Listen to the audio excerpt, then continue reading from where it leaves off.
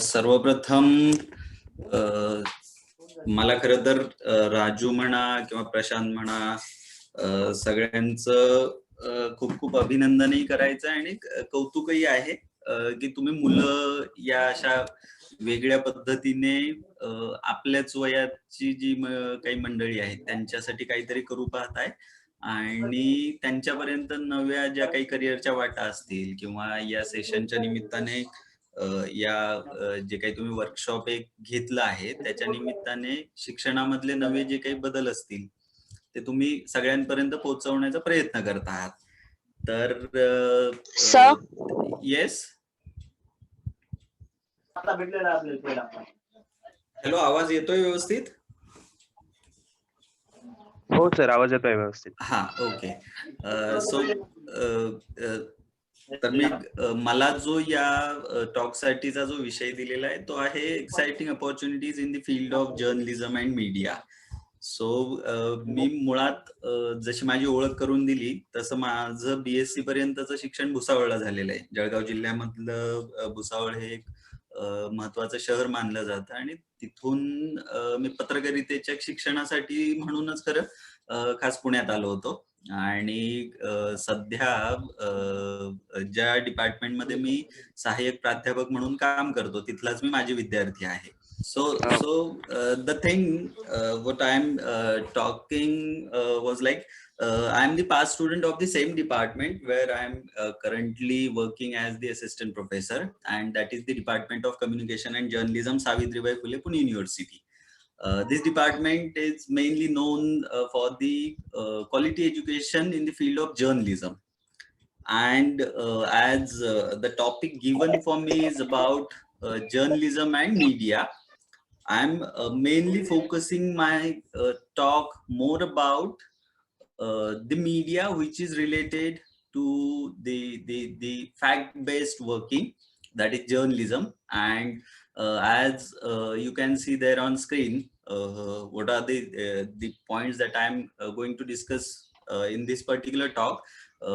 These all points are in Marathi. Those who can follow Marathi very well can read those things, but I will talk a few lines about that. Those points are about the field of media, which is much more concerning about the facts, and that is the field of journalism basically. Then what do you mean by mass communication, and what is journalism? Then the field of journalism and how journalists work. पत्रकार आणि पत्रकारांच्या कार्याविषयीची एक ढोबळ ओळख देणार आहे. See, what I am going to talk is for the people who are interested much more about knowing about the field of journalism. It is not like that these all things are directly like to be journalistic activities, but it is much more over a kind of brief introduction for you people, so that if you people are interested in this particular field, then you can think for further studies. So what are the basic skills that are required to be a good journalist, and what are different other opportunities that you can think for by inculcating those skills in your own lifestyle and your own day-to-day life. So म्हणजे आतापर्यंत मी जे सांगतो आहे त्याचा मूळ उद्देश हा आहे की तुम्हा सर्वांना पत्रकारितेचं क्षेत्र, माध्यमांचं क्षेत्र म्हणताना इथे पुन्हा प्रसार माध्यमांमध्येही जी माध्यम तथ्यांवर आधारित कामं करतात, वस्तुस्थितीशी जास्त संलग्न असतात, अशा माध्यमांविषयी मी बोलतो आहे. आणि या माध्यमांविषयी बोलताना तुमच्याकडे काय काय कौशल्यांची गरज असते, किंवा पत्रकार म्हणजे काय असतात, पत्रकारिता आणि जनसंज्ञापनातला फरक काय आहे, पत्रकारांसाठी आवश्यक कौशल्य कुठली आहेत, आणि या कौशल्यांवर आधारित इतर क्षेत्र कुठली आहेत की जिथे तुम्ही काम करू शकता. Will you please just mute all others because I am getting the noise here.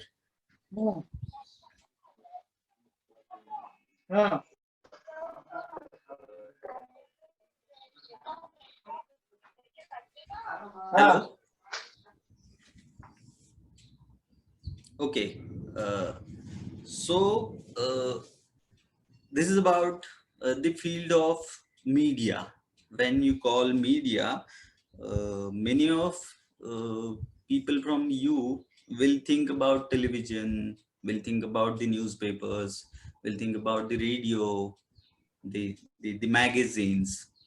Usually, when it comes to the traditional media and the traditional field of journalism, then we usually think about those all types of media publications, like say the newspapers, say the radio, the television, and the magazines.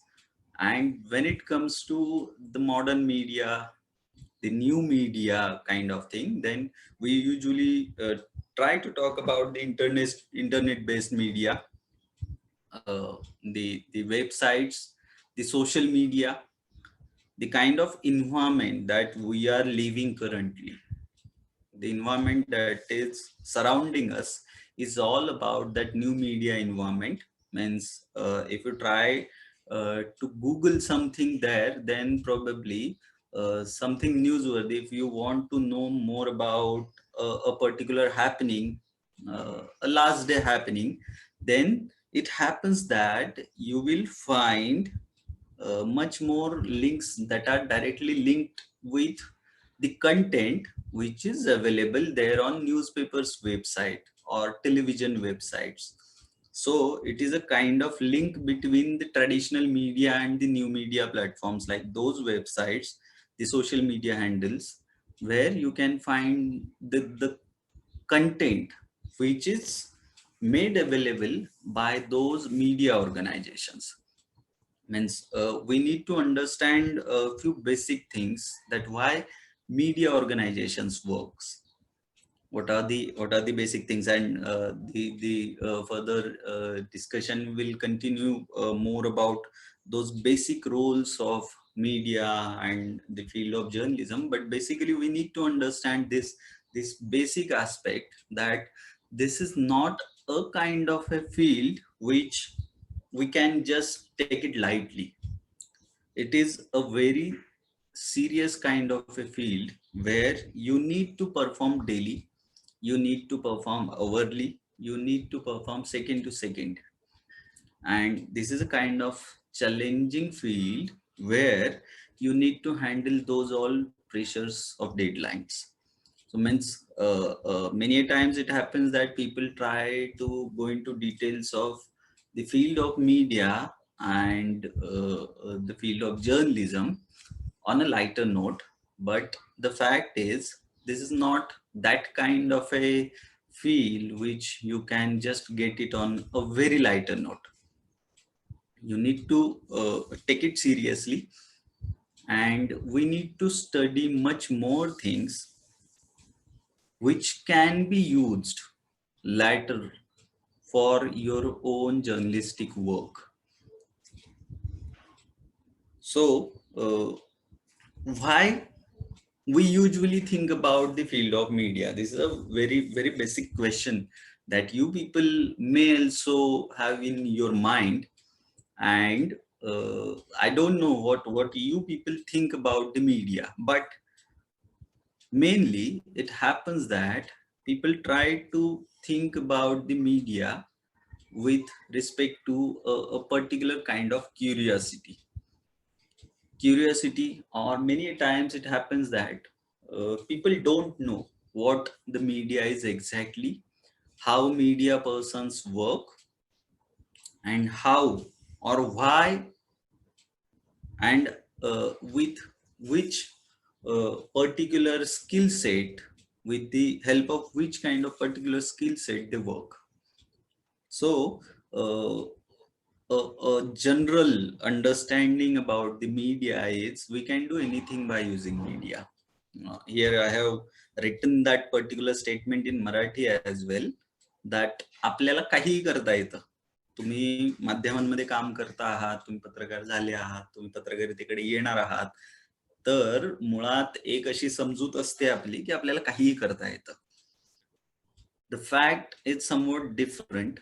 and it is not likely to be so that you can do anything. Yes, you can do anything, but before that you need to do a lot of work, a lot of study, a lot of investigation, a lot of courageous work that will allow you to take a step forward towards that. Yes, we can do anything.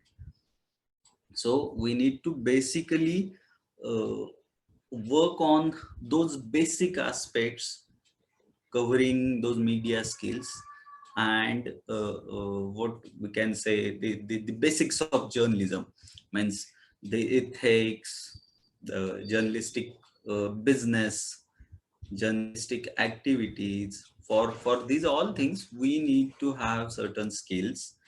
Many times it happens that you people are much more concerned about the glamour that is linked with the journalists or their profession, or say the television. For example, you can consider any television anchor that you know. It happens that you people know the anchor, how he or she looks, but it is not like that only, how he or she works. And for that purpose, the glamour, besides the glamour, what is the daily routine of that particular person. Many times it happens that people fail to understand, or people fail to go into details of those things. And so it happens that uh, we are not much more informed about this particular field, and people try to make their choices blindly. And to avoid that, you need to have at least a basic understanding about this particular field. And that's why only uh, during my opening remarks for this particular session, I congratulated this particular organization and the young people who have tried to organize such kind of a wonderful session for all of you. So what are the facts related to the field of media? मी मुद्दाम इथे काही गोष्टी स्पष्टपणे आणि सगळ्यांना वाचता येतील अशा पद्धतीने लिहून ठेवलेल्या आहेत, की तुम्हाला काय करावं लागतं, किंवा हे क्षेत्र जर तुम्ही निवडणार असाल, या क्षेत्राकडे तुम्हाला वळायचं असेल, तर तुम्हाला काय काय करावं लागेल, तुमची कशी कशी तयारी लागेल, आणि त्या अनुषंगाने या क्षेत्राकडे कसं पाहावं आपण. ज्यावेळेस आपण संधींचा विचार करतो आहोत, तर संधींकडे पाहताना आपण कुठल्या गोष्टींकडे खरंच लक्ष द्यायला हवं. तर प्रसार माध्यमांमध्ये किंवा पत्रकारितेच्या एकूण क्षेत्राविषयी ज्यावेळेस आपण बोलतो, त्यावेळेस आपल्याला हे लक्षात घ्यावं लागतं, की तुम्हाला खूप जास्त प्रचंड मेहनत करावी लागणार आहे, आणि तितकाच अभ्यास सुद्धा लागणार आहे. When it comes to the field of journalism, you should be ready to work hard and hard. There is no other alternative for working hard, and you need to study well, study neatly, study daily, study minute to minute. This is what the field of media and field of journalism is all about. So what we are discussing about, the reality of the field of media and journalism. So we need to be ready for really a very hard working field. If you are thinking about the field of media, then the kind of competition that we people face is means it is not the kind of competition that you people experience outside. Because see, when we work, here I have written a particular word called deadline. Deadline नावाचा एक प्रकार असतो माध्यमांच्या क्षेत्रामध्ये, की deadline is the term that is used to define the time limit that is available for you to write and to publish a particular kind of a news item, or say to provide the content from your side to your organization. And when the good old days were there, the deadline was like for a day or two. So something has happened at morning today in your city. You can just settle down. You can gather the information, and with your own luxury, while having a cup of tea at evening, you can sit down there and just write that particular story for the next day edition of your newspaper. Hmm? I'm talking about those good old days when the newspaper is printed for the next day. Now think about the current situations. Something is happening here. Say this particular live session, Zoom session for you people, and somebody wants to write a particular news item for your blog. So the time that will allowed for you to write about that particular news item will not be like that, those 8 to 10 hours. It will be like you are listening to this particular talk, you are listening to this particular discussion and question answer sessions, and side by side you are writing whatever you have heard during this particular session. And after finishing this particular talk, say within an hour or half an hour, you are going to publish your blog about this particular talk. So in that sense, the deadline is actually came to for say for an hour. That is what I have written already. वाढता दबाव काय चीज असते, तर अगोदर तुमच्या हातात 12 तास होते मित्रांनो, की तुम्ही निवांत बसून बातमी देऊ शकत होतात. तुम्हाला वाटतंय त्यावेळेस तुम्ही ती पाठवू शकत होतात. आता तशी वेळ राहिलेली नाहीये. आता तुम्हाला वाटलं तर तुम्हाला या सेशनची जर बातमी करायची असेल, मी मुद्दाम या सेशनचं उदाहरण दिलं का, तर ते तुम्हाला रिलेट होईल. तुम्हाला वाटलं या सेशन विषयी काही लिहावं, तर तुम्ही पुढच्या म्हणजे हे सेशन संपल्या पुढच्या 10 मिनिटात 10-15 मिनिटात तुमचा तुम्ही ब्लॉग लिहू शकता. आणि इथे तुम्हाला ते वेळेचं गणित जे आहे ना, ते ते ते त्या 8-10 तासांवरून अगदी तासावरती आलेलं आहे. When it comes to Twitter, breaking news, the microblogging site called Twitter is considered to be the origin of breaking news items currently in current situation, current day life. Many times it happens that you people will find somebody, some celebrity tweeted something on Twitter and it appeared as in the form of news on a particular news website within few minutes. Why? Because that particular Twitter account and that particular tweet is creating a kind of a buzz there. So when we as the journalists follow such things, then our deadlines are into few minutes, few seconds. Somebody have tweeted something, in next few seconds, you are going to retweet that with your own understanding about that tweet, called embedded tweet. In embedded tweet, you try to write something including a particular tweet from the other party.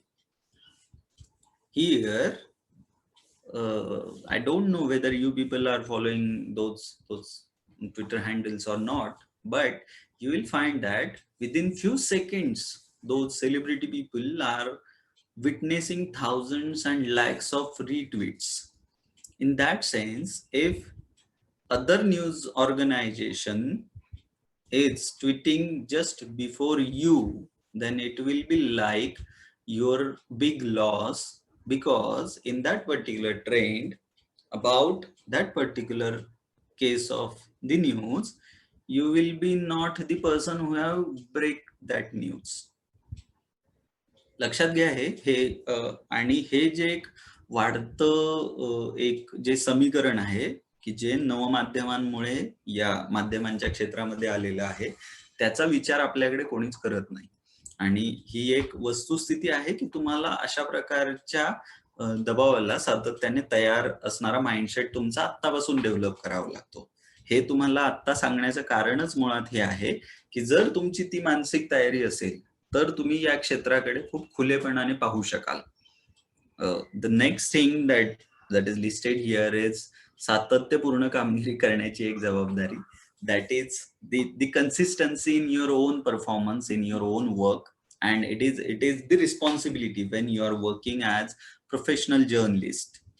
It is not like that a freelancer means who contributes by their own luxury, by their own if they think that they want to write something for a particular kind of a press or particular kind of a organization, then they will provide.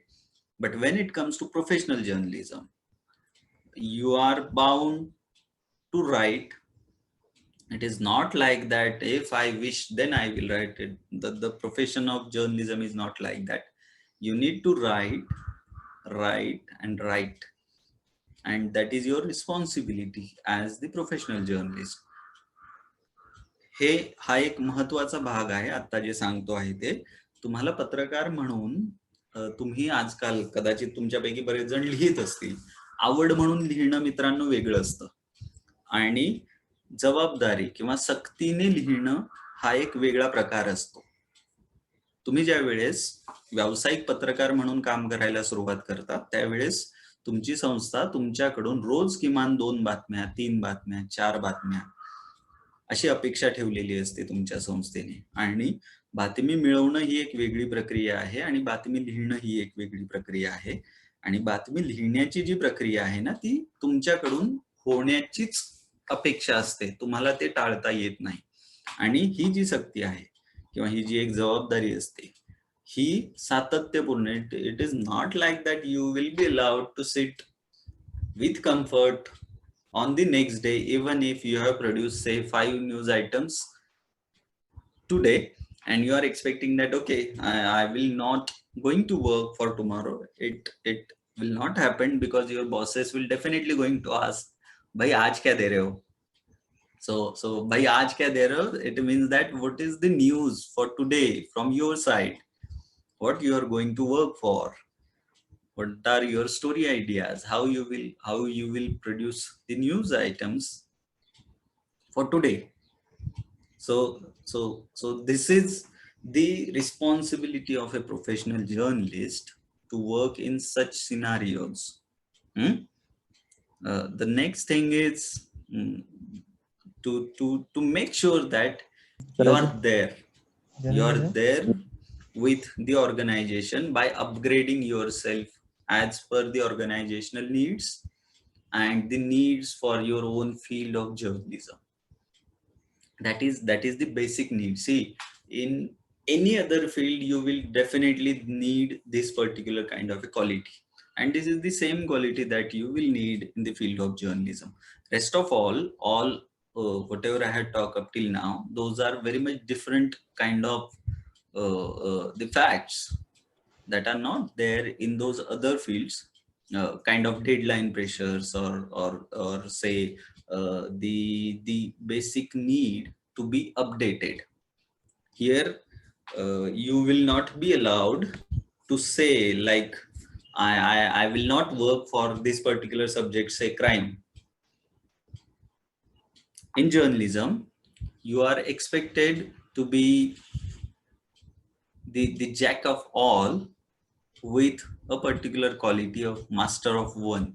The master of one kind of a thing means what we can say is your expertise in a particular subject along with the knowledge of all the other subjects. So you will be expected to work for any kind of other subject along with your own specialty, your own specialization. बातमीदार किंवा पत्रकारांना ना समाजामधल्या घडणाऱ्या सर्व प्रकारच्या गोष्टींची माहिती असणं गरजेचं असतं, आणि त्याच वेळेला त्या माहितीच्या सोबतीने तुमचा जो कुठला एक अभ्यासाचा विषय असतो की नाही, अभ्यासाचा विषय म्हणा, आवडीचा विषय म्हणा, तुम्हाला ज्या विषयावरती लिहायला आवडतं, बोलायला आवडतं, त्या विषयामध्ये तुमची मास्टरी गरजेची असते. तुम्ही त्या विषयात बोलणं, लिहिणं हे तुमच्यासाठी आणि तुमच्या संस्थेसाठी सुद्धा महत्वाचं असतं. आणि त्याच्यामुळे तुम्हाला असं नाही म्हणता येत की मला हा विषय आवडत नाही म्हणून मी काम करणार नाही. असं होत नाही. तशी संधी खूप कमी लोकांना मिळते आणि ती सुद्धा एका विशिष्ट पातळीनंतर मिळते. त्याच्या अगोदर आपल्याला सर्व गोष्टींची माहिती असणं ही या क्षेत्राची एक गरज आहे. हे समजून घ्यावं लागतं. ठीक आहे? So, a particular aspect that is that was pointed out in the particular poster that this team Eklavya presented on social media and other platforms for publicizing this particular event is about what is the difference between mass communication and journalism. So basically, we need to understand the term called communication. What do you mean by communication? Communication is nothing but communicating meaningfully. To send messages, to receive messages, to interpret them. जनसंज्ञापन आणि पत्रकारिता असा विषय आहे मुळात. जनसंज्ञापन म्हणजे काय असतं आणि पत्रकारिता म्हणजे काय असते हे सांगतो आहे मी. तर मुळात हे समजून घ्यायला हवं आपण की संज्ञापन आपल्याकडे सरसकटपणे कम्युनिकेशन किंवा मास कम्युनिकेशन हे जे शब्द आहेत ना ते अगदी सरसकटपणे वापरले जातात. पण त्याच्यामध्ये एक एक मूलभूत फरक आहे आणि तो फरक तुम्हाला सांगतो. संज्ञापन म्हणजे काय असतं तर संवाद असतो. तुम्ही जे आपण एकमेकांशी जे बोलत असतो अर्थपूर्ण संवाद ज्याला आपण म्हटलं जातं. संवाद किंवा संवादाविषयी बोलताना मुळात संवाद वापरतानाच तो अर्थपूर्ण असायला हवा अशा पद्धतीने तो शास्त्रीय दृष्टीने वापरला जातो. इथे मी बोलतोय ते खूप शास्त्रीय दृष्टीने शक्यतो तुमच्यापर्यंत योग्य माहिती यावी या पद्धतीने मी बोलतो आहे आणि त्याच्यामुळे संवादाविषयी बोलताना सरसकटपणे कम्युनिकेशन किंवा मास कम्युनिकेशनला संवाद म्हणणं हे तितकंसं योग्य ठरत नाही. संज्ञापन तुम्ही म्हणत असाल तर संज्ञापन म्हणजे काय तर मूलभूत दोन व्यक्ती अनेक व्यक्ती एक व्यक्ती एका व्यक्तीशी जी काही संवाद करते स्वसंवाद किंवा आत्मसंवाद आपण जे म्हणतो हे सगळे संज्ञापनाचे प्रकार आहेत मुळात. आणि जनसंज्ञापन हा त्यातला एक मोठा प्रकार आहे की ज्या प्रकारामध्ये तुम्ही एकाच वेळी वेगवेगळ्या ठिकाणी मोठ्या संख्येने उपस्थित असलेल्या आणि ज्यांना काहीच तुम्ही आयडेंटिफाय करू शकणार नाही आहात सहज की कोण माझं ऐकतंय किंवा कोण माझ्याशी बोलतंय. अशा पद्धतीने ज्यावेळेस तुम्ही तंत्रज्ञानाच्या आधारे संवाद साधत असता त्यावेळेस ती जनसंज्ञापनाची प्रक्रिया असते. म्हणजे जनसंज्ञापन असं म्हणताना म्हणजे तुम्ही ज्यावेळेस संवाद असं म्हणताना त्यावेळेस तुम्हाला संवादाच्या साठीची एक गरजेची गोष्ट म्हणून कोणी तंत्रज्ञानाचा आग्रह धरणार नाही. म्हणजे आम्ही ज्यावेळेस एकमेकांशी बोलतो आहोत आता नाही एकमेकांच्या समोर आपण ज्यावेळेस बोलतो त्यावेळेस आपण संवाद साधत असतो. तिथे तुम्हाला कोणीच म्हणणार नाही की तुम्हाला इंटरनेट बेस्ड कम्युनिकेशन सॅटेलाइट पाहिजे आणि त्याच्यातून तुम्ही इकडून तिकडे संवाद करणार आहात असं होत नाही.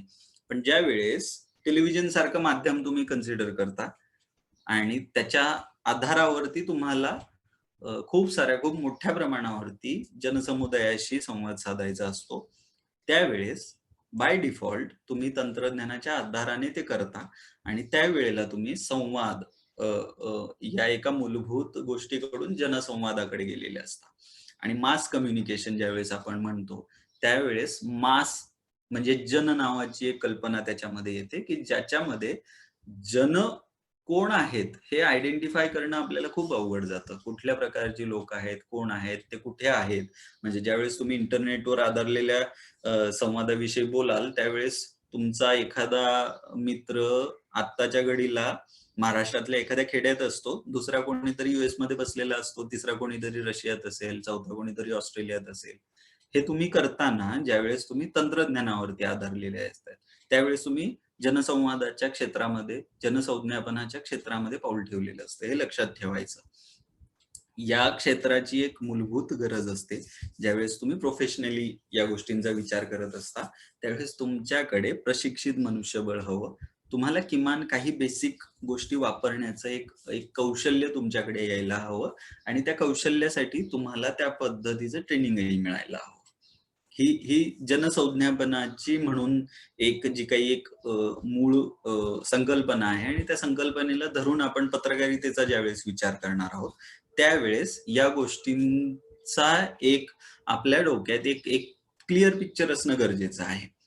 पत्रकारिता हे जनसंज्ञापनाचा एक भाग असलेलं क्षेत्र आहे, की या क्षेत्रामध्ये म्हणजे आता तुम्ही सहज विचार करू शकता.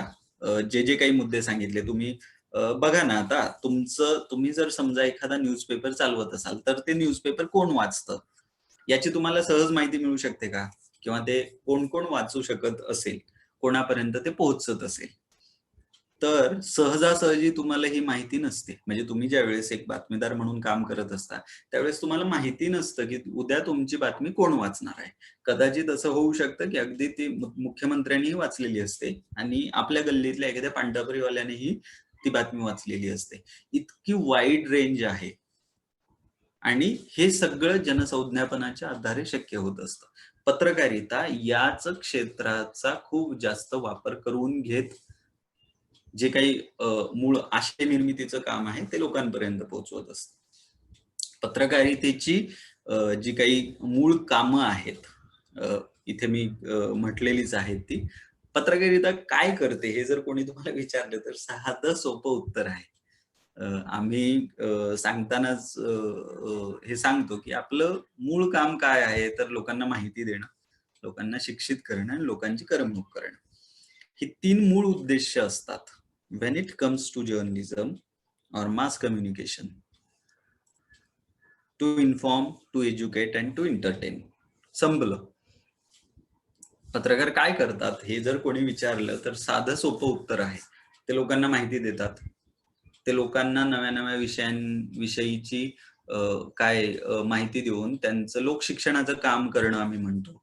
ते करत असतात आणि करमणुकीचं काम आहे, की तुम्ही मास मास मीडियाच्या आधारावरती तुम्ही बरेचदा when it comes to television, media like television, तुमच्याही लक्षात येत असेल, की तुम्ही अनेक वेळा तुम्हाला करमणूक हवी म्हणून टीव्ही समोर बसलेला असतात. त्याच्यात माहिती देणं किंवा लोकशिक्षण असा मुद्दा नसतो, तर निव्वळ करमणूक, टाईमपास हवा आहे.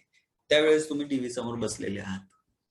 तर ही ही मूळ कार्य आहेत आणि पत्रकारितेचं जे काही काम चालतं, ते या 3 मूळ कामांच्या आधारे पुढे जाणारं असतं. आणि इथे पुन्हा महत्वाचा एक भाग सांगून ठेवतो, जो मी मगाशी ओझरता बोललो, की तुम्ही जसं अ, लोकांना माहिती देण्याचा विचार करत जाता ना, त्यावेळेस तुम्हाला काय आवडतं, तुम्हाला कसं आवडतं याच्याही पेक्षा लोकांना काय आवडेल, लोकांना काय माहिती पोहोचवण्याची गरज आहे आणि लोकांना कशाच्या आधारे शिक्षित करण्याची गरज आहे, या काही मूळ भूमिकांचा विचार तुम्हाला करावा लागतो.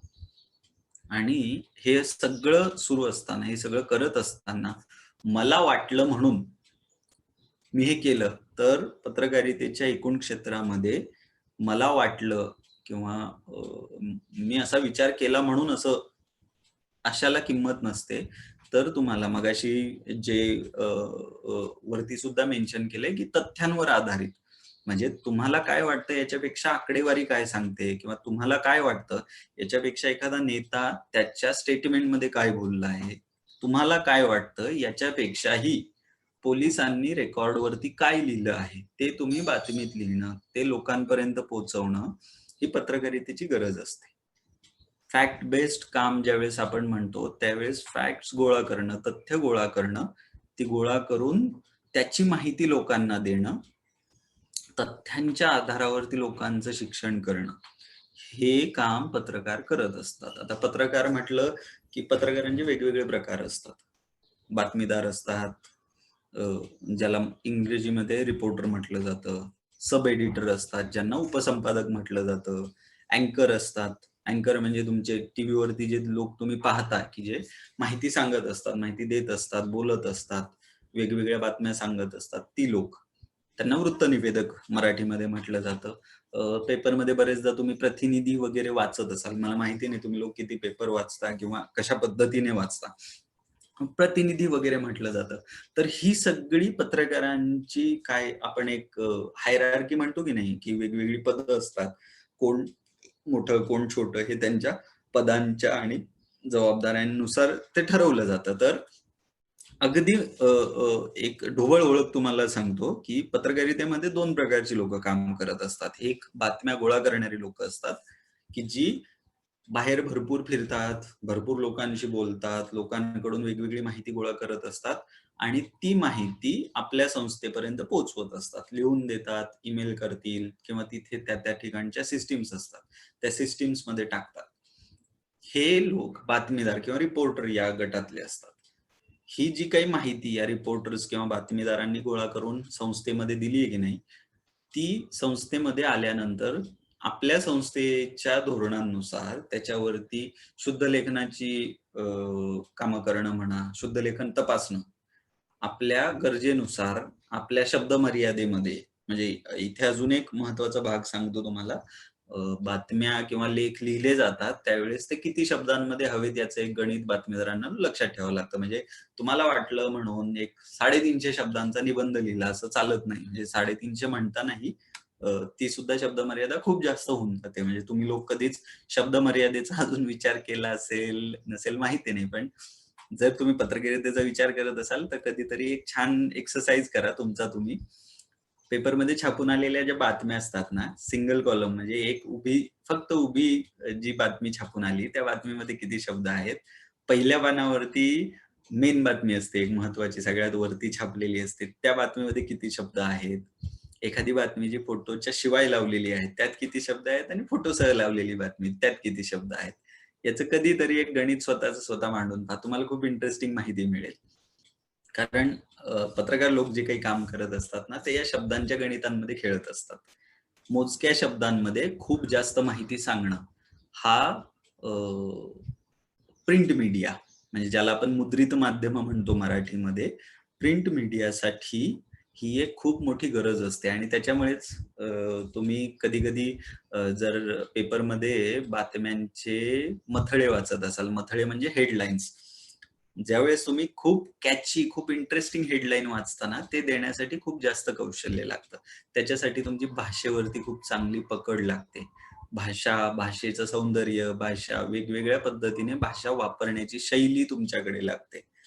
हा सगळा भाग आणि मगाशी जे म्हटलं, की तुम्ही वाचन सगळ्या वेगवेगळ्या विषयांचं हवं, तुम्ही भरपूर लोकांशी बोलायला हवं. तर त्या वाचनामधून, त्या शैलीमधून, लोकांशी बोलण्यामधून तुम्हाला या गोष्टींची माहिती होत असते.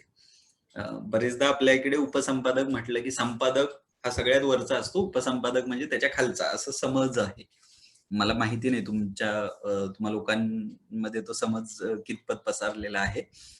पण एक सांगतो, जसं बातमीदार हा सुरुवातीचा टप्पा आहे की नाही बातमीदारीच्या क्षेत्रामध्ये, तसंच उपसंपादक हा सुद्धा इकडचा म्हणजे ऑफिसमधल्या कामाचा सुरुवातीचा टप्पा असतो. बातमीदार आणि उपसंपादक एकाच पातळीवरती असतात. मुख्य बातमीदार आणि मुख्य उपसंपादक हे एका पातळीवरती येतात आणि त्याच्यावरती जाऊन मग वृत्त संपादक, शहराचा आवृत्ती संपादक, निवासी संपादक वगैरे वगैरे पद असतात आणि सगळ्यात वरती मग मुख्य संपादक असतात. ही एक हायरार्की तुम्हाला सांगून ठेवतोय का? तर जेणेकरून ज्यावेळेस तुम्ही लोकांशी बोलता, लोकांची माहिती घेता, त्यावेळेस त्यांच्या पदांविषयी आपण जाणत्या-जाणतेपणाने आपले समज करून घेतलेले असतात. आमच्या क्षेत्राविषयी म्हणजे पत्रकारितेच्या क्षेत्राविषयी तुमचे गैरसमज नकोत म्हणून हे मुद्दाम तुम्हाला सांगून ठेवतोय, की कसं साधारण पदं काय असतात, साधारण कसं कोणाचं काम कसं ठरतं याच्याविषयी आणि खाली मी ते मुद्दाम लिहूनच ठेवलंय, की पत्रकारांच्या जबाबदाऱ्या ज्या आहेत, या त्यांच्या पदांनुसार बदलतात. पण इथे परत एक खूप महत्वाचं वाक्य तुम्हा सगळ्यांसाठी लिहून ठेवलंय. आपल्या आवडी-निवडीचा जो काही विषय आहे, आपण निवडलेला जो एक विषय आहे, त्या विषयातला सातत्यपूर्ण अभ्यास. इथे सातत्यपूर्ण या शब्दालाही खूप जास्त महत्व आहे आणि त्या अभ्यासाची वस्तुस्थितीची सांगड घालत सातत्याने अभ्यासपूर्ण पद्धतीने व्यक्त होण्याची गरज ही सर्वदूर सारखीच असते. म्हणजे हे काय आहे ते तुम्हाला सांगतो. म्हणजे तुम्ही समजा तुम्हाला क्रीडा विषय खूप जास्त आवडतोय असं आपण समजूयात. तर क्रीडा विषयी तुमचा क्रीडा या क्षेत्रामधला आपण समजूयात की क्रिकेट हा अभ्यासाचा विषय आहे आणि तुम्ही त्याच्यावरती लिहिता. तर कालच्या मॅचमध्ये काय झालं आणि ते कसं झालं, ते का तसंच झालं, याच्याविषयी तुम्हाला आज लोक विचारणार आहेत आणि त्याच्यासाठी तुमचा अभ्यास तुम्ही कालच्या काल करून फक्त भागलाय असं नाही होत. तर तुम्हाला काही आठवडे, काही महिने, अगदी टीम फॉर्मेशन, टीमचं जे काही ऑप्शन होतं की नाही, लिलावात खेळाडू विकत घेण्याची प्रक्रिया होते, तिथपर्यंत तुम्हाला मागे जाऊन तुमचा अभ्यास पुन्हा त्या तुमच्या एखाद्या वक्तव्याशी जोडून आणावा लागतो. हे मी बऱ्याच जणांना रिलेट होईल म्हणून मुद्दाम क्रीडा विषयाविषयी सांगितलं. असंच सगळ्या विषयांबाबत असतं. म्हणजे आम्ही काय काम करतो हे जर तुम्ही विचारलं तर म्हणजे राजकारण हा एक विषय लिहिण्याचा विषय असतो. परत शिक्षण हा एक लिहिण्याचा विषय आहे. गुन्हेगारी म्हणजे गुन्हेगारी आणि पोलीस त्यांचं कव्हरेज हा एक वेगळा विषय असतो. कोर्ट हा एक वेगळा विषय असतो. नगरपालिका, महानगरपालिका हा एक वेगळा विषय असतो. असे वेगवेगळे विषय कव्हर करणारे, त्याच्याविषयी अभ्यासपूर्ण माहिती देणारी पत्रकार मंडळी तुमच्या आमच्या आजूबाजूला असतात. आपल्यापैकी तशा लोकांविषयी खूप व्यवस्थित माहिती आहे अशी खूप कमी लोक असतात. कदाचित त्याचं एक कारण असतं की पत्रकारांची संख्या, पत्रकार सुद्धा एक मर्यादित गट आहे. म्हणजे तुम्हाला खूप वेगवेगळ्या प्रोफेशन मध्ये खूप जास्त लोक सापडू शकतील. पत्रकारितेच्या क्षेत्रामध्ये मर्यादित लोक असतात, पण ती खूप जास्त प्रबळ असतात. आणि ते प्रबळ असण्याचं मूळ कारण हे आहे की त्यांचा अभ्यास आणि त्यांचा अनुभव हा तेवढा असतो. म्हणजे एखाद्या विषयामध्ये एखाद्या व्यक्तीने लिहिलेलं वाक्य किंवा लिहिलेलं स्टेटमेंट याला तुम्ही तितका जास्त महत्व देता, याचं कारण तो त्यांचा अभ्यास असतो. म्हणजे एवढं सगळं ऐकल्यानंतर जर तुम्हाला विचारलं की बाबा पत्रकारांना काय लागतं, पत्रकार व्हायचं असेल तर तुम्हाला काय करावं लागेल, तर त्याच्यासाठीची म्हणून महत्वाची ठरणारी जी काही अगदी मूलभूत बाबी आहेत ह्या मी इथे मुद्दाम यादी करून दिलेल्या आहेत. पहिला मुद्दा येतो भरपूर वाचन. म्हणजे तुम्ही पत्रकार, मग तो टीव्ही मधला असू द्यात, तो रेडिओ मधला असू द्यात, का मग प्रिंट मधला असू द्यात, किंवा तुम्ही ऑनलाईनला या. आजच्या घडीला ऑनलाईन पत्रकारिता ही खूप जास्त प्रमाणात एक जर्नलिझमचा महत्वाचा फॉर्म म्हणून विचारात घेतली जाते.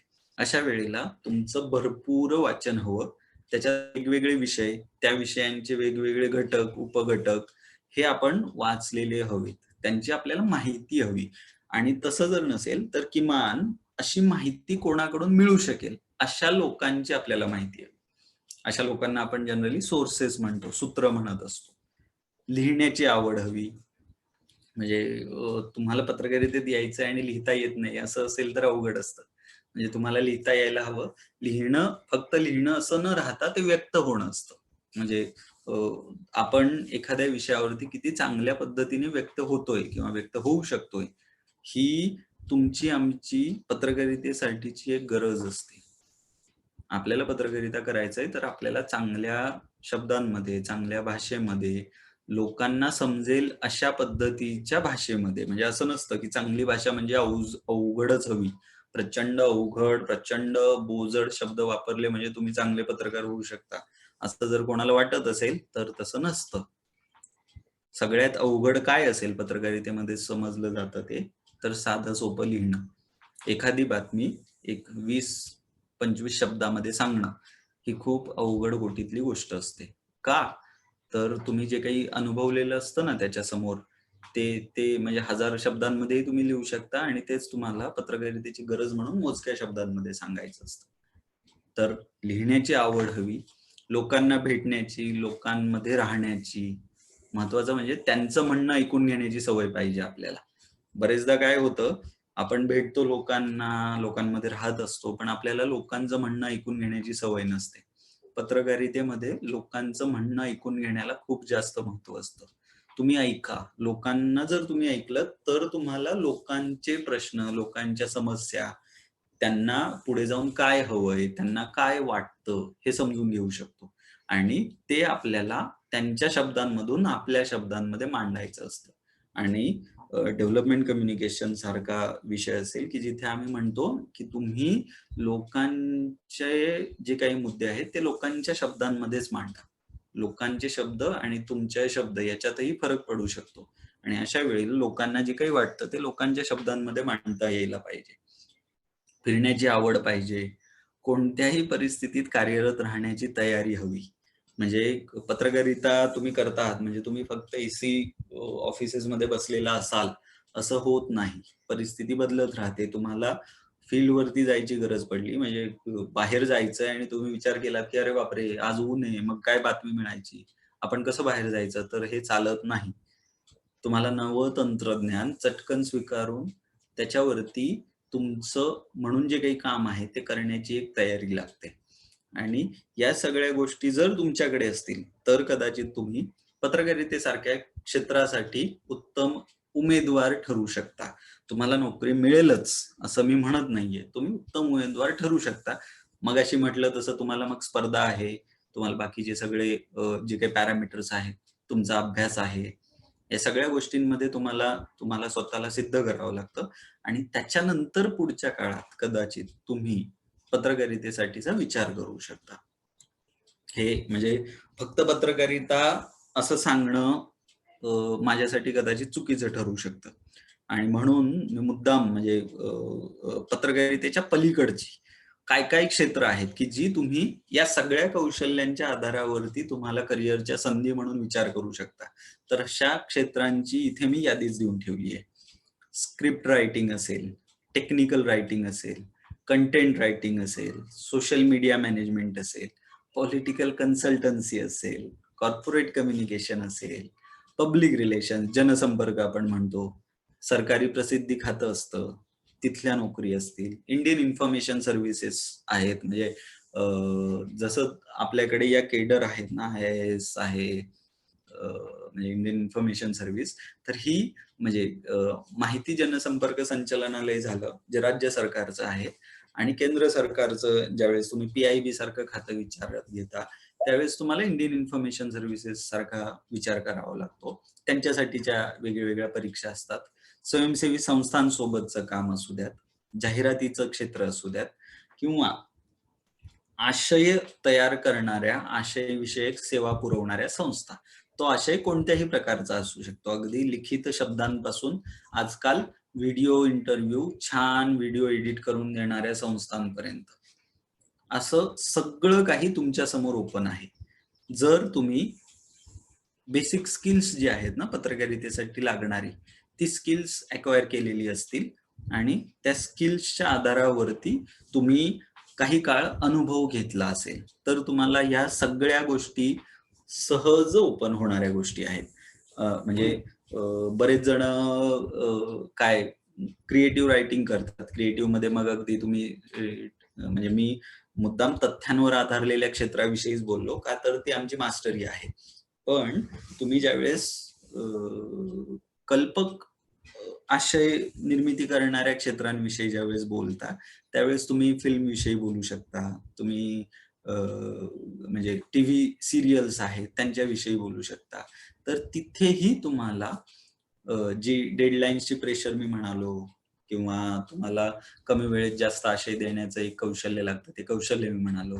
या मुद्द्यांचा आधार घेऊन काम करावं लागतं आणि पत्रकारितेच्या क्षेत्रामधून अशा सगळ्या इतर क्षेत्रांकडे वळालेल्या लोकांची संख्या खूप मोठी आहे, की जे आवडीचं क्षेत्र नंतर ठरवतात आणि त्या क्षेत्राकडे पुन्हा वळतात.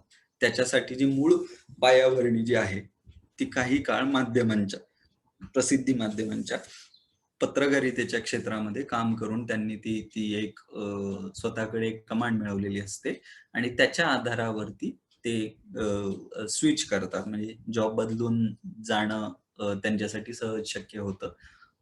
आमच्यासारखी लोकं आहेत, की जी मूळ पत्रकार होती. पत्रकारितेतून आम्ही पत्रकारितेच्या शिक्षणाकडे, औपचारिक शिक्षणाकडे वळालो आहोत आणि विद्यार्थ्यांना शिकवण्याचं काम करतो. कसं आहे मित्रांनो, मुळात हे फील्ड असं आहे, की या फील्डला लिमिट म्हणून नाहीये. म्हणजे जसं विषयांना लिमिट नाहीये, तसं तुमच्या कौशल्यांनाही लिमिट नसतं. ही जी काही मी तुमच्या समोर एक यादी ठेवली, ही उदाहरणादाखल यादी ठेवली, की तुम्हाला कल्पना असावी, की तुम्ही काय करू शकता. या क्षेत्रामध्ये येऊन तुम्ही पुढच्या टप्प्यामध्ये ज्यावेळेस तुम्हाला वेळ येते, की आम्हाला स्विच करायचंय, पत्रकारितेच्या पलीकडे जायचंय, त्यावेळेस तुमच्या समोर अशा क्षेत्रांची माहिती हवी. याच्याही पलीकडे जात तुम्ही अगदी व्यक्तिगत पातळीवरती म्हणजे ब्रँडिंग करतात लोकं, पॉलिटिकल ब्रँडिंगमध्ये असतात.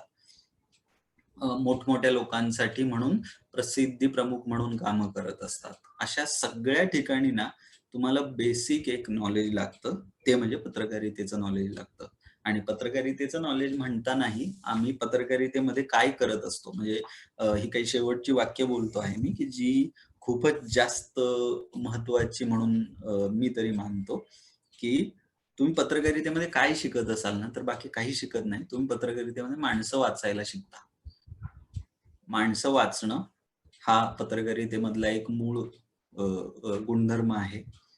माणसं वाचून माणसांविषयी माणसांना सांगणं, त्याचं काम तुम्ही करत असता आणि त्या कामासाठी जर तुम्हाला तयार व्हायचं असेल, तर कोणत्याही परिस्थितीत काम करायची तयारी हवी. कारण माणसं त्या परिस्थितीमध्ये असतात. माणसं तुमच्यासाठी तुमच्या परिस्थितीत येऊन बोलतील असं होत नाही, तर तुम्हाला त्या परिस्थितीत जावं लागतं आणि त्या परिस्थितीत जाल तरच तुम्हाला माणसांचं जगणं कळतं. ते जगणं तुम्हाला पत्रकारितेत मांडायचं असतं. हे पत्रकारितेचं मूळ काम. आणि ते करायचं असेल तर अ, माणसं जगतात कशी, माणसं राहतात कशी, बोलतात कशी, त्यांचं जगणं कसं असतं, हे सगळं आपल्याला एकतर मुळात खूप जवळून पाहावं लागतं आणि ते आपल्या शब्दांमध्ये उतरवावं लागतं. एवढं जर तुम्ही करू शकाल तर तुम्हाला म्हणजे फक्त पत्रकारिताच नाही, तर ही मी इथे काय 8-10 क्षेत्रांची नावं दिली आहेत. याच्याही पलीकडे लोकं खूप वेगवेगळ्या क्षेत्रांमध्ये काम करतायत. मी तुम्हाला वानगी दाखल काही नावं दिली आहेत. याच्याही पलीकडे खूप जास्त प्रचंड स्कोप असलेलं हे फील्ड आहे. याच्यात मुळात फक्त एक मानसिकता तयार करावी लागते. तर ती कुठे तयार होते? तर पत्रकारितेचं औपचारिक शिक्षण देणाऱ्या संस्था असतील. आता हा हा अगदी शेवटचा मुद्दा आहे, की पत्रकारितेचं शिक्षण तुम्हाला कुठे मिळतं. तर या ज्या संस्था आहेत सगळ्या, आता आमचं रानडे इन्स्टिट्यूट असेल, तर इथे आम्ही काय शिकवतो? तर इथे आम्ही पत्रकारांची मानसिकता तयार करण्याचं काम करतो. तुमच्या आणि आमच्यामध्ये काय फरक असतो कॉमन माणूस आणि पत्रकार? तर मानसिकता वेगळी असते. आम्ही प्रश्न विचारायला शिकवतो. प्रश्न विचारायचे कसे? प्रश्नांसाठीची तयारी कशी करायची? योग्य उत्तरांपर्यंत कसं पोहोचायचं? हे सगळं पत्रकारितेचं शिक्षण देणाऱ्या संस्थांमध्ये शिकवलं जातं. आणि महाराष्ट्रात आपली जी सरकारी विद्यापीठं आहेत, अशा सगळ्या सरकारी विद्यापीठांमध्ये जनसंज्ञापन जनसंज्ञापनाची म्हणून स्वतंत्र विभाग कार्यरत आहेत. सगळ्या विद्यापीठांमध्ये आहेत. म्हणजे जसं हा जो विभाग आहे, जिथे मी काम करतो, त्याला आपण संज्ञापन आणि वृत्तपत्र विद्या विभाग, सावित्रीबाई फुले पुणे विद्यापीठ. म्हणजे बाहेर कॉमनली रानडे इन्स्टिट्यूट म्हणून ओळखतात. मुंबई विद्यापीठाचं स्वतंत्र डिपार्टमेंट आहे. कोल्हापूर विद्यापीठाचं स्वतंत्र डिपार्टमेंट आहे. अशी सगळ्या विद्यापीठांमध्ये जळगावला उत्तर महाराष्ट्र विद्यापीठाचं स्वतंत्र डिपार्टमेंट आहे. नागपूरला डिपार्टमेंट आहे. नांदेडला डिपार्टमेंट आहे. अशी सगळ्या म्हणजे औरंगाबादचं बामूमधलं जनसंज्ञापनाचं आणि पत्रकारितेचं डिपार्टमेंट आहे. ही त्या ठिकाणी तुम्हा लोकांसाठी उपलब्ध असलेली शिक्षणाची संधी घेऊन येणारी डिपार्टमेंट्स आहेत. याच्याही पलीकडे ज्यावेळेस तुम्ही राष्ट्रीय पातळीवरच्या संस्थांचा विचार करणार आहात, त्यावेळेला तुम्हाला जामिया मिलिया इस्लामिया युनिव्हर्सिटी आहे, की जिथली 2 मीडियाची डिपार्टमेंट्स ही खूप दर्जेदार डिपार्टमेंट्स आहेत म्हणून ओळखली जातात.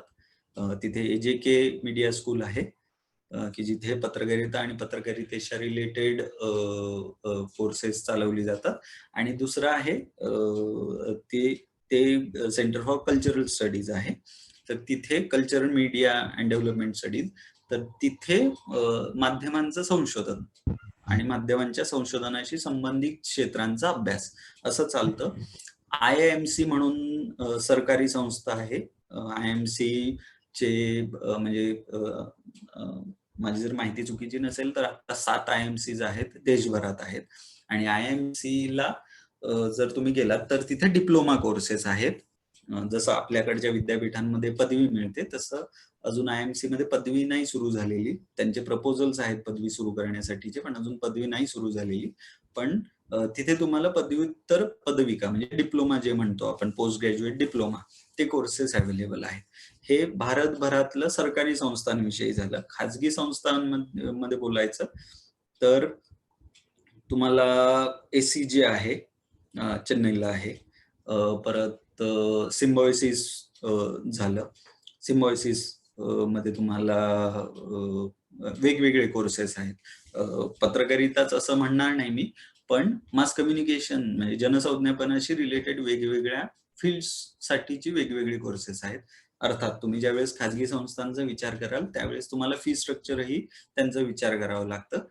सरकारी संस्था असतील तर तुम्हाला फी सवलती असतात, वेगवेगळे कन्सेशन्स असतात, वेगवेगळ्या स्कीम्स अंडर तुम्ही जर तुम्हाला स्कॉलरशिप्स मिळाल्या तर तुमचं शिक्षण तुलनेने कमी खर्चात होऊ शकतं. मला वाटतंय मी आता बोलणं थांबवावं, कारण मी जवळपास म्हणजे आयोजकांना जे मुद्दे अपेक्षित होते ते सगळे मुद्दे तसे कव्हर केले आहेत आतापर्यंत. याच्या उपर अजून कोणाला काही विचारायचं असेल तर floor is open. Sport journalism बद्दल थोडस ब्रीफ करा. बर.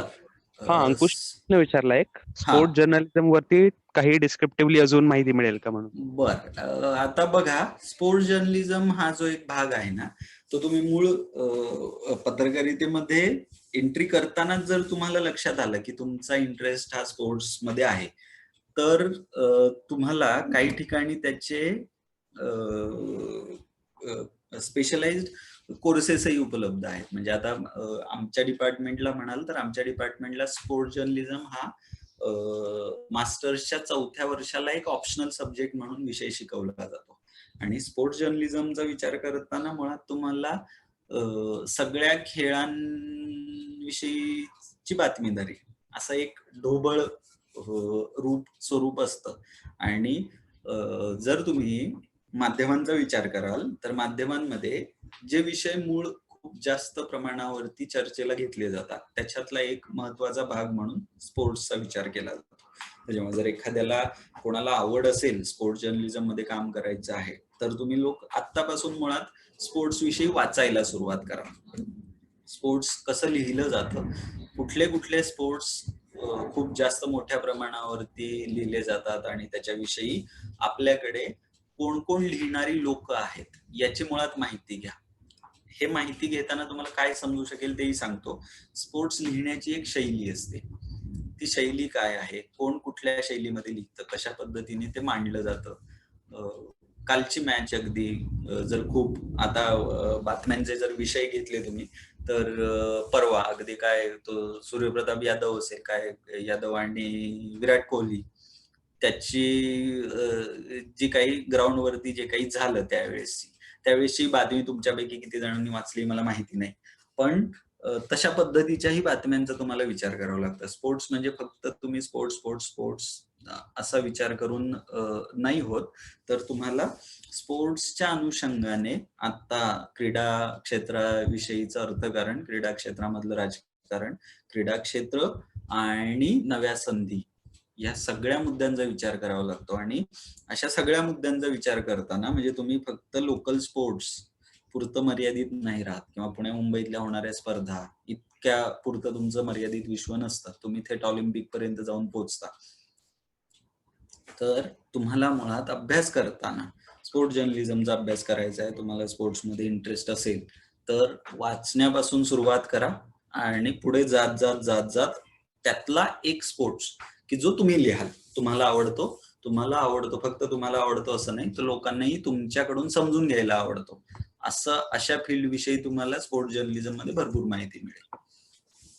सुमित विचारतोय सर, संपादकाचं नक्की काम काय असतं? उपसंपादकाचं काम बाबा पहिला मुद्दा येतो. आता बघ, तू जर समज बातमीदार आहेस, तू बातमी लिहून पाठवतोयस, तर तुझी बातमी सिस्टीम मध्ये ज्यावेळेस येते त्यावेळेस ती तुमच्या पेपरला हव्या त्या भाषेमध्ये आहे की नाही इथपासून सुरुवात करतात उपसंपादक लोक. मग ते बातमी तुमच्याकडे आली की ती बातमी तपासायची, त्याच्यातल्या शुद्ध लेखनाच्या चुका काढायच्या. शुद्ध लेखनाच्या चुका काढून झाल्यानंतर तुम्ही जर समजा न्यूजपेपरला काम करत आहात, तर न्यूजपेपरचा विचार करताना पानावरती जे पेज असतं की नाही आपलं, त्या पेजवरती ती बातमी कुठे लावायची याचा एक अंदाज घ्यावा लागतो. कुठलीही बातमी आली आणि कुठेही लावली असं नसतं होत. तर बातमी किती महत्वाची आहे याचा एक तुम्हाला अनालिसिस करावं लागतं तुमच्या एकूण अभ्यासाच्या आधाराने, आणि त्या आधारावरती ही बातमी पान 1 ला लावायची, पान 2 ला लावायची, पान 3 ला का पुढे का आज शिल्लकच ठेवायची, इथपर्यंतचा डिसिजन त्यांना घ्यावा लागतो. आणि मग त्याच्यानुसार त्या बातमीला फोटो लावायचा का, फोटो नाही लावायचा का, फोटो अवेलेबल आहे का, तो आपण वापरायचा का, असा सगळा विचार करून तो उपसंपादक जो असतो ती एक बातमी, असं उपसंपादकाकडे फक्त एक बातमी नसते, तर अशा शेकडो बातम्या आलेल्या असतात. जशा त्यांना बातमीदारांकडून आलेल्या बातम्या असतात ना, त्यांना त्याच्यासोबत भाषांतर करणारं सुद्धा एक दुनिया असते. उपसंपादक भाषांतर सुद्धा करत असतात. म्हणजे एजन्सीच्या बातम्या असतात, बरेचदा तुम्ही वाचत असाल पीटीआय लिहिलेलं असतं, पीटीआय पीटीआय पीटीआय. तर पीटीआय ज्या वेळेस असतं ना, त्यावेळेस प्रेस ट्रस्ट ऑफ इंडिया कडून आलेली बातमी असते आणि ती तुम्ही तुमच्या भाषेत करून घेतलेली असते.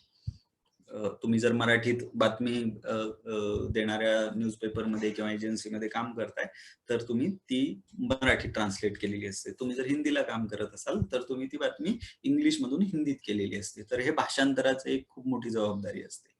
असं म्हणजे या 2 मूळ गोष्टी आहेत. आणि याच्या पलीकडे अजूनही म्हणजे आता पुरवण्या तुम्ही वाचता वेगवेगळ्या, तर पुरवण्यांचं नियोजन असेल, पुरवण्यांसाठीचं म्हणून वेगळ्या विषयांवर जे लेख लिहिणं असेल, अशा बऱ्याच जबाबदाऱ्या असतात जे उपसंपादकांना त्याच्यावरती काम करावं लागतं.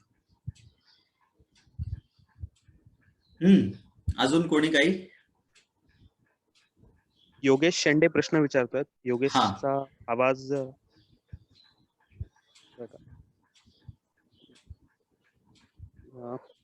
सॉरी. दुसरा प्रश्न गणेशने विचारलाय. बीएमएम नसेल किंवा फक्त माझं कोणत्याही विषयामध्ये ग्रॅज्युएशन झालेलं असेल, तर ग्रॅज्युएशनसाठी मला पत्रकारितेला ऍडमिशन घेता येईल का? अगदी, का नाही बाबा. म्हणजे आता माझं बीएससी केमिस्ट्री झालेलं होतं भुसावळमध्ये. मी बीएससी केमिस्ट्री केल्यानंतर मी रानडेची एंट्रन्स दिली होती आणि एंट्रन्स मध्ये सिलेक्शन झाल्यावरती मी पत्रकारिता शिकलो. आणि पत्रकारिता म्हणजे विज्ञान हा विषय वेगळा पूर्ण, म्हणजे बीएससी ला केमिस्ट्री शिकलो म्हटल्यावरती विज्ञान हे बाय डिफॉल्ट माहिती पडतं आपल्याला. त्याच्यानंतर मी पत्रकारिता शिकलो 2 वर्ष आणि त्याच्यानंतर मी शिक्षण आणि पुण्यात मग विज्ञान या विषयावरचं लिखाण केलं.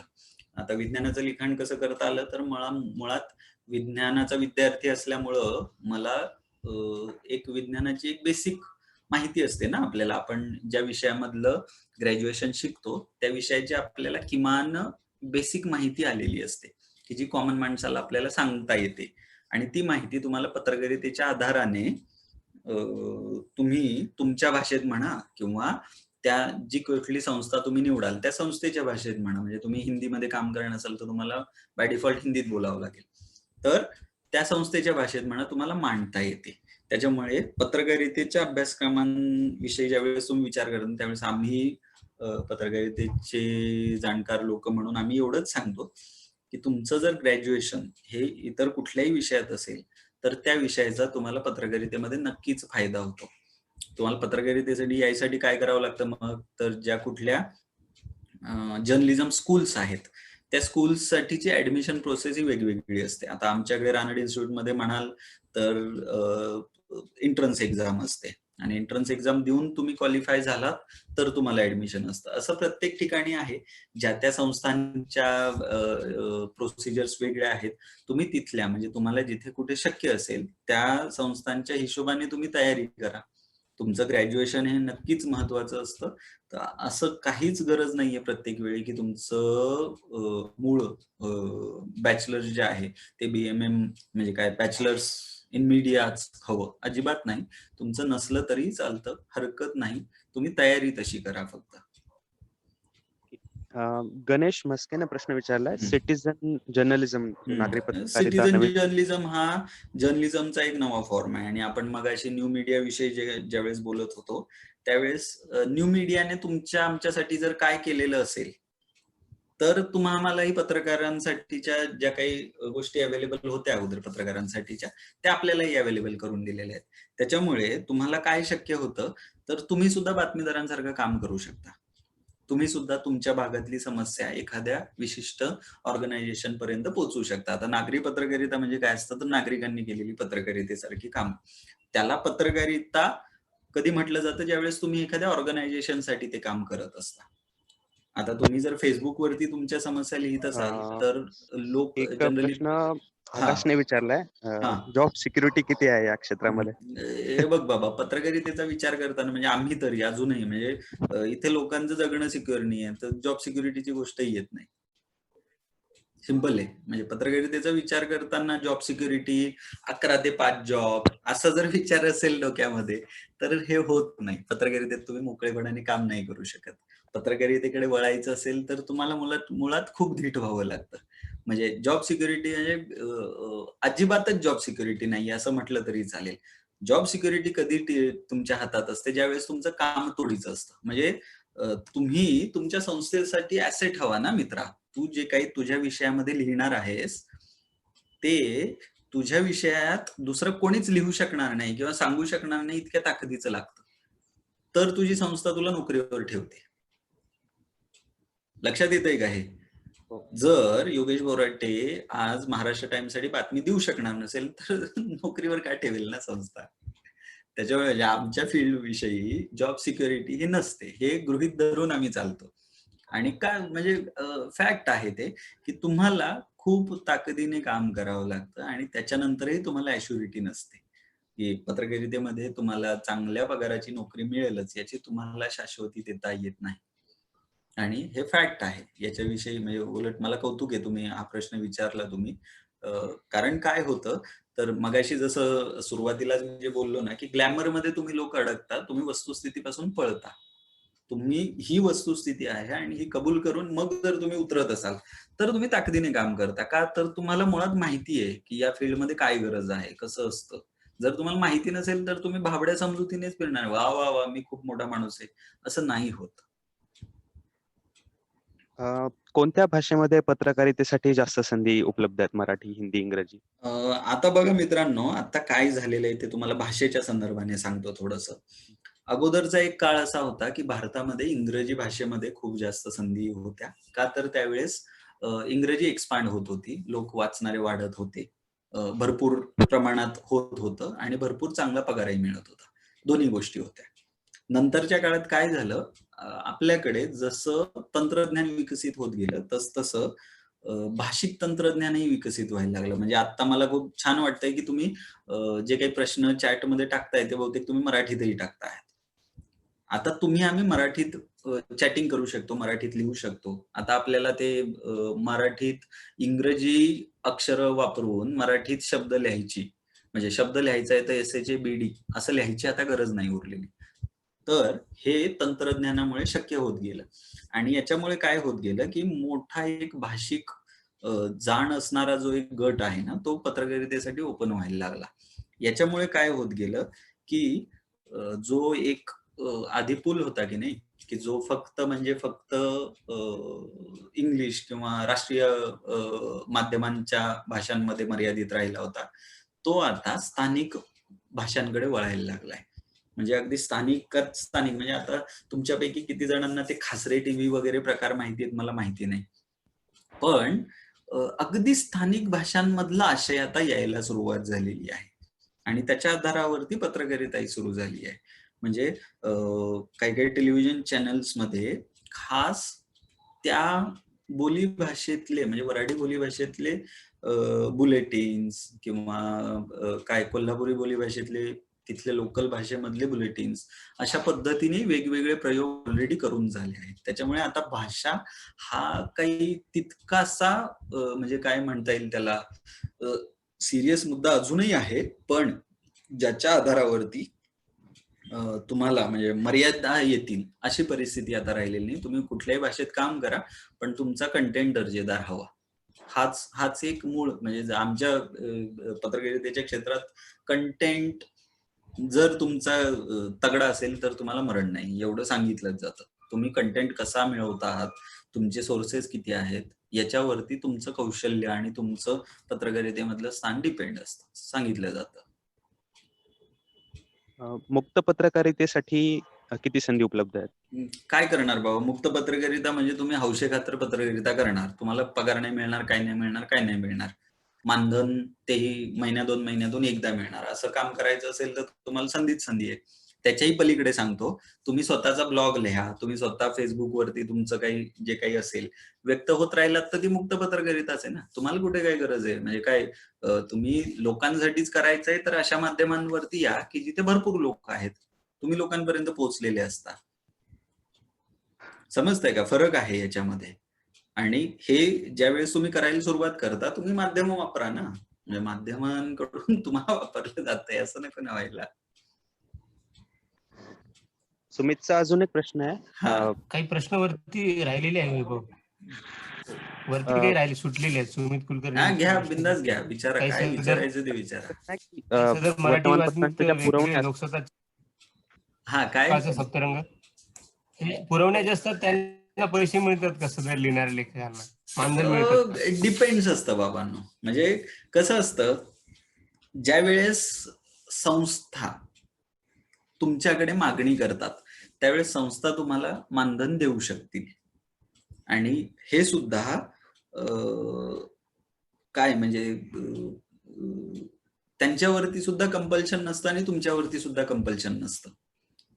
म्हणजे जर एखादा लेख उद्या उठून एखाद्या संस्थेने माझ्याकडे विचारला की योगेश तुम्ही हा लेख लिहून द्याल का, तर मी नाही म्हणू शकतो की मला नाही वेळ, मी लिहून देणार नाही. आणि ते समजा प्रशांतला विचारलं आणि प्रशांतला वेळ असेल, प्रशांतने लिहून दिला, तर ती संस्था इथेच विषय संपवू शकते की प्रशांतने लिहिलेला लेख मी आमच्या संस्थेमध्ये छापला, याच्यात प्रशांतला खूप मोठी प्रसिद्धी मिळाली, त्या प्रसिद्धीचं मोल तुम्ही कसं करणार, असंही होऊ शकतं. किंवा मग प्रशांतसाठी म्हणून मानधन म्हणून 250 रुपये, 300 रुपये, 400 रुपये, 500 रुपये, ते जे काही मानधन ती संस्था तुम्हाला पाठवेल ते तुम्हाला देतात.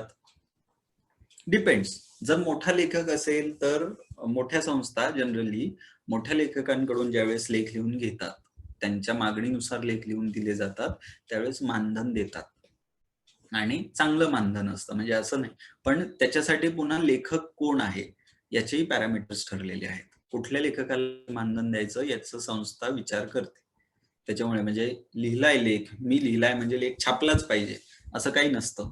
पहिला मुद्दा म्हणजे बातमीदारांच्या बाबतीतही असतं की मी लिहिलेली बातमी छापलीच पाहिजे असं काही नसतं. तुमचे जे सिनियर असतात ना, ते तुमची बातमी क्रॉस करून ठेवू शकतात साईडला की ही बातमी आपल्या पेपरमध्ये छापण्याच्या लायकीची नाही.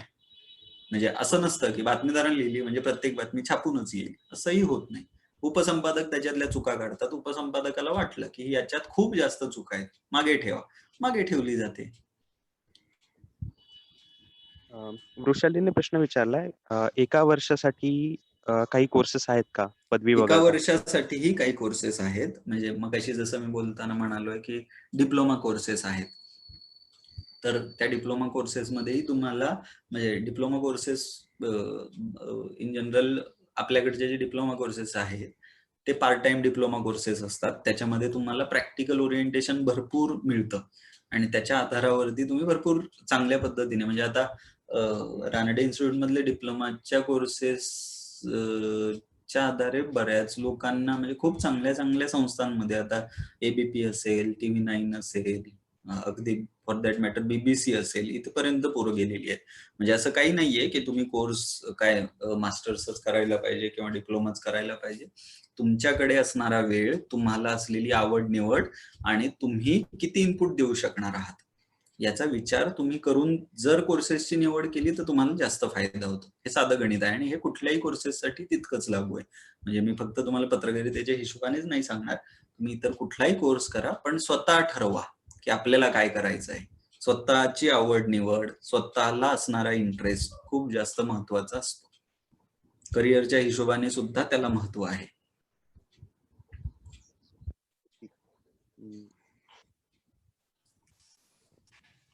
फायनान्शियल जर्नलिझम बद्दल महेश सूर्यवंशी विचारतात. ओके, आता फायनान्शियल जर्नलिझम म्हणजे आता काय सांगू, म्हणजे फायनान्शियल जर्नलिझम किती जण वाचतात? म्हणजे मुळात मला तर इंटरेस्टिंग प्रश्न पडतो तो म्हणजे तुम्ही पेपर वाचता का? इथून सुरुवात करतो मी. जनरली माझ्या लेक्चर्स मध्ये जनरली मी हा प्रश्न विचारतो की तुम्ही पेपर वाचता का? तुम्हाला संपादकीय कुठे छापलं जातं हे माहिती असतं का? किती लोक संपादकीय वाचतात? किती लोक हे जे विशेष पानं असतात ना आपली, म्हणजे लहान मुलांसाठीचं एक कधीतरी वेगळं पेज येतं, सिनेमासाठीचं कधीतरी एक वेगळं पेज येतं, विज्ञानासाठीचं कधीतरी एक वेगळं पेज येतं, इकॉनॉमिक्ससाठीचं म्हणजे हा जो प्रश्न ज्या संदर्भाने आहे त्या अर्थकारणाविषयीचं एक वेगळं पेज येतं. किती लोक वाचतात? कारण हे विषय खूप जास्त सिरियस आणि महत्वाचे विषय आहेत. म्हणजे ज्यावेळेस तुम्ही इकॉनॉमिक अँड फायनान्शियल जर्नलिझम म्हणता किंवा ज्याला आम्ही बिझनेस जर्नलिझम म्हणतो, हा जसं मगाशी स्पोर्ट्सचा विषय सांगितला तसाच हा एक कोर टॉपिक आहे. आणि प्रत्येक प्रेसमध्ये किमान एक तरी असा बातमीदार असतो की जो हाच विषय लिहितो आणि सिरियस नोटवरती, म्हणजे आवडलंय आणि हे केलंय ते केलंय असं नाही, तर अभ्यासाचा विषय म्हणून लिहितात. आणि इकॉनॉमिक किंवा जे बिझनेस जर्नलिझम आहे त्यांचे जे पत्रकार असतात त्यांचं मूळ कामच हे असतं की अर्थकारणावरती नजर ठेवणं. कुठल्या गोष्टीचा तुमच्या अर्थकारणावरती थेट परिणाम होऊ शकेल. अगदी म्हणजे अर्थकारणावर परिणाम म्हणताना तो फक्त बड्या कंपन्यांच्या अर्थकारणावरचा परिणाम असं नसतं, तर कॉमन माणसाच्या खिशाला कधी चाट बसेल, कुठला टॅक्स वाढला तर कॉमन माणसाला तोटा होतो, कुठला टॅक्स कमी झाला तर कॉमन माणसाला फायदा होतो, इथपर्यंतच बारीक सारीक अभ्यास या प्रकारच्या जर्नलिझम मध्ये लागतो. कुठल्या मालाच्या किमती वाढल्या, शेतमालाच्या किमती वाढल्या तर मार्केटवरती परिणाम होतो, कुठलं मार्केट कमी जास्त झालं तर देशाच्या अर्थकारणावरती परिणाम होतो, इथपर्यंतचा अभ्यास या लोकांचा असतो. म्हणजे मी तितका तज्ञ माणूस नाहीये या विषयावरती बोलणार, पण तरी हे सांगतोय तुम्हाला की हे खूप स्पेसिफिक विषय आहेत आणि या विषयांमध्ये काम करणं म्हणजे आता तुम्ही फायनान्शियल एक्सप्रेस असेल, इकॉनॉमिक टाइम्स असेल, हे जे न्यूजपेपर्स आहेत ना हे वाचणारा गटच वेगळा आहे. म्हणजे मला माहिती नाही आपल्यापैकी किती जणांनाही नावं तरी माहिती आहेत. या न्यूजपेपर्स मध्ये छापून येणाऱ्या माहितीवर आधारित अर्थकारण करणारी लोक आपल्या जगात आहेत, आपल्या आजूबाजूला आहेत, की जे ठरवतात की आज ईटीला ही बातमी आली आहे ना, मग या शेअर्स वरती लावलेले पैसे काढायचे आणि या शेअर्स वरती लावायचे. इतका परिणाम करणाऱ्या गोष्टी आहेत या. म्हणजे असं नाहीये की तुमची बातमी दिली म्हणजे होऊन गेलं काहीतरी वेगळं, असं नसतं. लोक खूप सिरियसली विचार करतात, विश्वास ठेवतात तुमच्यावरती, त्याच्यामुळे तेवढाच अभ्यासही लागतो. एक शेवटचा प्रश्न आहे सर, पत्रकारावरती राजकीय दबाव असतो का? कोणावर नसतो भाऊ, कोणी विचारलाय प्रश्न? म्हणजे बघा, म्हणजे तुम्ही ना पत्रकारितेकडे थोडं ओपनली बघा, कोणावर नसतो. म्हणजे घरात इथे बायकोचा दबाव असतो राव. थोडं ओपनली बघा तुम्ही. असं जर दबाव आणि याचा विचार करून पत्रकारितेचा विचार करायला लागलात ना तर तुम्ही काम नाही करू शकणार. बाहेर जर तुम्ही एखाद्या कार्यक्रमाच्या ठिकाणी गेलात तर तुम्हाला गाडी लावू देत नाहीत लोक, तिथेही दबाव असतो ना. मग काय तुम्ही गाडी लावणार नाही का? तुम्ही सांगता ना तिथे की मी पत्रकार आहे. इथेही राजकारण्यांचा दबाव असला तरी राजकारण्यांचा दबाव एका वेगळ्या ठिकाणी ठेवून तुम्हाला तुमचं बातमीचं काम करावंच लागतं. दबाव असला नसला तो नंतर पाहता येतो ना. मग तुम्ही पत्रकार कशाला झाला? तुम्हाला जर दबाव झेलायची सवय नसेल किंवा तुम्ही तितके सॉफ्ट आहात, कशाला येता या फील्डला? दबाव असतो, दबाव आहे त्या ठिकाणी. तुम्ही पत्रकार नाही तर काय, म्हणजे काय उपयोग ना? जर तुमच्यावरती दबावच आला नाही तर तुमची पत्रकारिताच काय कामाची राव? सिंपल आहे गणित. कोणाला तरी वाटलं पाहिजे ना, हा माझं स्थान आहे ते डळमळीत करू पाहतोय. कोणाला तरी वाटू द्या राव, तेवढी तर ताकद दाखवा. आम्ही तर बाबा असे मानणारे लोक आहे की आपण रोज पत्रकारांवर म्हणजे इतकं काम केलं पाहिजे ना की राजकारण्यांना वाटलं पाहिजे की अरे याच्याशी बोलावं जरा, याला सांगावं असं, नाही तर बघू बिघू. आम्ही सांगतो हा ठीक आहे बघू, तुम्हाला काय करायचं ते करा, मी ही बातमी देणार आहे. असे पत्रकार खरंच आहेत. आणि म्हणजे मी असं उगाच सांगत नाहीये तुम्हाला, तुम्ही पत्रकारितेविषयी काय ऐकलंय मला माहिती नाही, पण आम्ही चांगलं काम करणारी पत्रकार लोक अनुभवली आहेत, आमच्या आजूबाजूला आहेत. आणि त्याच्यामुळेच कदाचित मी पत्रकारितेविषयी, म्हणजे पत्रकारितेत 10 वर्ष झाली मी पत्रकारितेत काम करतोय, पण अजूनही मी पत्रकारितेविषयी कधीच वाईट बोललेलं नाही. पत्रकारितेविषयी मी चांगलंच बोलतो. का? तर चांगलं काम करणारी माणसं आम्ही पाहतो, अनुभवली आहेत आणि त्यांच्या ताकदीवरती आजची पत्रकारिता अजूनही टिकून आहे. एक प्रश्न मला विचारायचा होता सर. विचार बिंदास विचार. तुम्ही डेव्हलपमेंट जर्नलिझम बद्दल बोलले होते की फॅक्ट लोकांकडे जाऊन ते किंवा आम्ही डेव्हलपमेंट सेक्टर मध्ये काम करतो.